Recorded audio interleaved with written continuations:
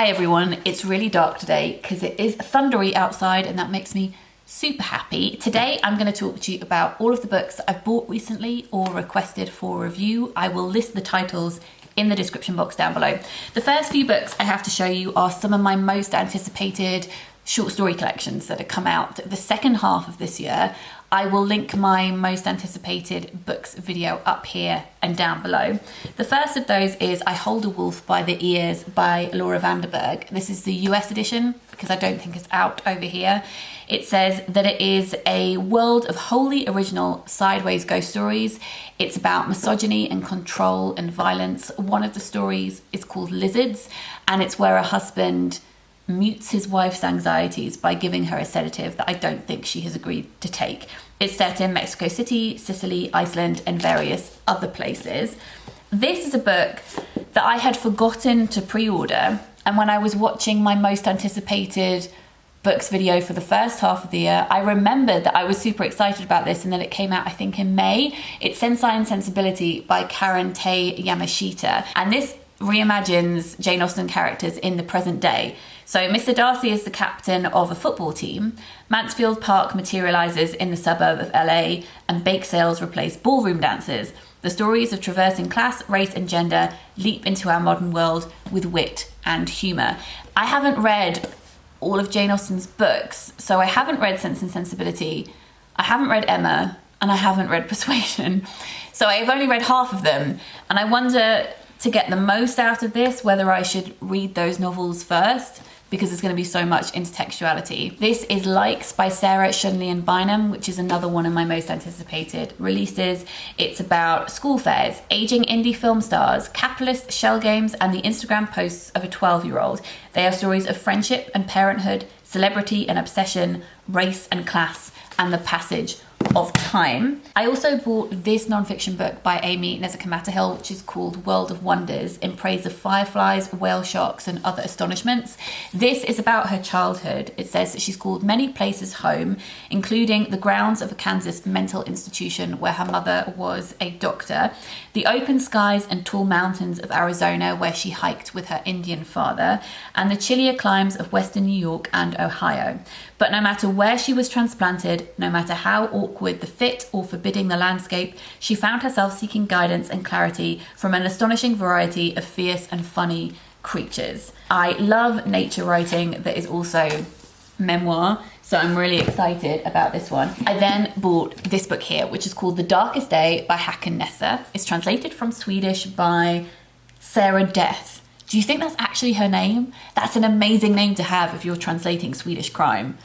Cool. So the reason that I bought this is because Emma, who has a fantastic booktube channel called Drinking by Your Shelf, I'll link that down below, also runs a booktube channel for Pam Macmillan Picador called Book Break. And every so often she will send an email round to booktubers saying, these are our latest releases, would you like to request anything for review? And there was a book in that list by Håkan Nesser, and I thought it sounded amazing. And then I researched and realized it was the third in this particular series. So I have bought the first one, and if I like it, I will continue reading it and request the other ones for review.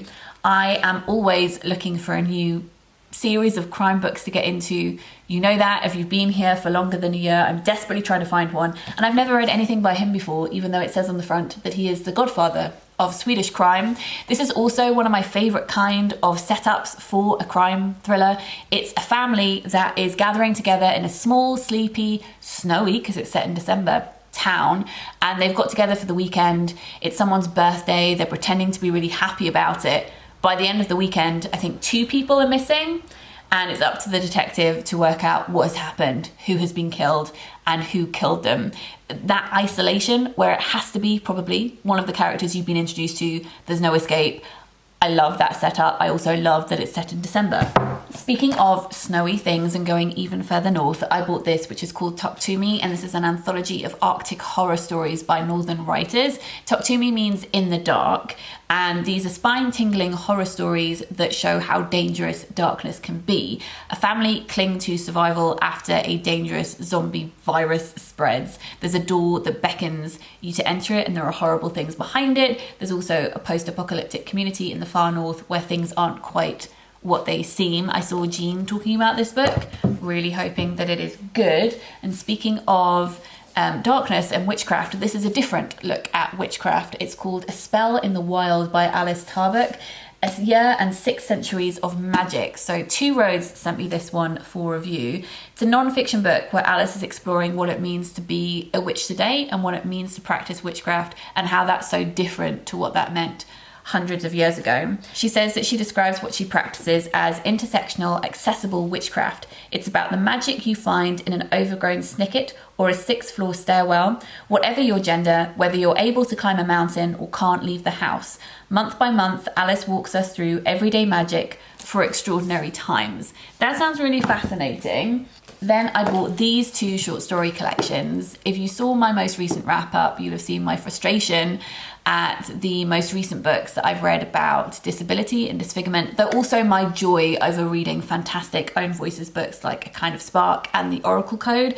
And I just wanted more of that kind of thing in my life. So I bought this short story collection, which is called Chattering by Louise Stern. And this is a series of short stories with deaf characters. And I also bought this, which is an anthology with lots of different writers in, called Firsts, Coming of Age Stories by People with Disabilities. And I'm hoping that within this collection, I will discover more writers that I then want to go and read and that will warm my soul and leave me feeling less frustrated with the world. This is a book that's one of my most anticipated releases. This is House of Correction by Nikki French. I've read so many of their books over the past year. The first one I read was The Lighting Room. Then I read the Frida Klein series, and I've read a few standalones since then. This is their most recent release, which came out this month, and it's about a woman called Tabitha. Everyone knows that she killed her husband because he was found in her garden shed. But did she? She's awaiting trial, and she goes back to the sleepy coastal village where it all happened because she wants to try and remember, because she knows that there's something she can't remember that would potentially change everything. But it says that going back to that place was definitely a mistake.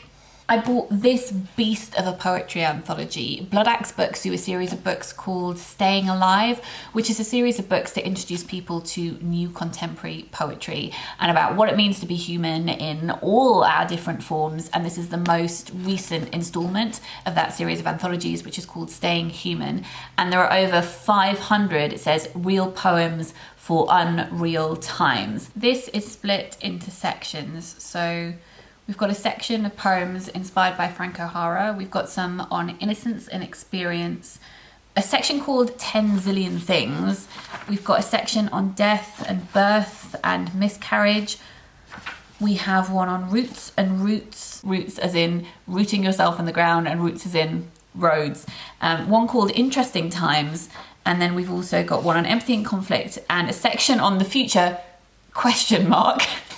That question mark induces some slight panic in me. This is The Madman's Library by Ed Brooke Hitching. Ed is a friend of mine. We recorded a podcast together when his last book, The Golden Atlas, came out. He has 3 books out so far, and he also works on QI, so he has all of the interesting facts. This is a book about the history of books and all the strange things that we've done in the name of books. Books bound in human skin, a copy of the Quran written in Saddam Hussein's blood, the stuff about the occult in here, stuff on books of wallpaper that had arsenic in them. It is really stunning inside. Let me find you a page that demonstrates that. I mean, I could choose any of these pages. It is stunning inside. This would make the most amazing Christmas present. Mr. M has already said that he's going to read that one before me. This is the latest issue of The Rialto, which is my favorite poetry journal to subscribe to. If you're looking for a poetry journal to subscribe to, I recommend subscribing to it. It has a great mixture of new voices and more established voices, reviews of poetry collections, and also poetry in translation as well. I will link their website in the description box down below. Finally, this is David Roberts' Delightfully Different Fairy Tales, which is illustrated by Lynn Roberts Maloney. This takes 3 fairy tales and sets them in different time periods. So we have Sleeping Beauty, which is a tale of girl power with no prince in sight, set in the 1950s and the 2950s. It says it's a tale of friendship and hope for the future. We've got Rapunzel, which is set in the 70s, and then we've got Cinderella, set in the Art Deco period, with fabulous fashions where good wins out over evil. And look at the illustrations inside. So beautiful. So I'll be reading this one soon, definitely, and reporting back. So those are all of the books that I've bought recently or requested for review. As I said, I'll list them down below. Let me know if you've got your eye on any of these or if you have read any of them and would like to report back with your feelings. I would love to know in a comment down below. I hope you're all doing okay, and I'll speak to you soon. Lots of love. Bye.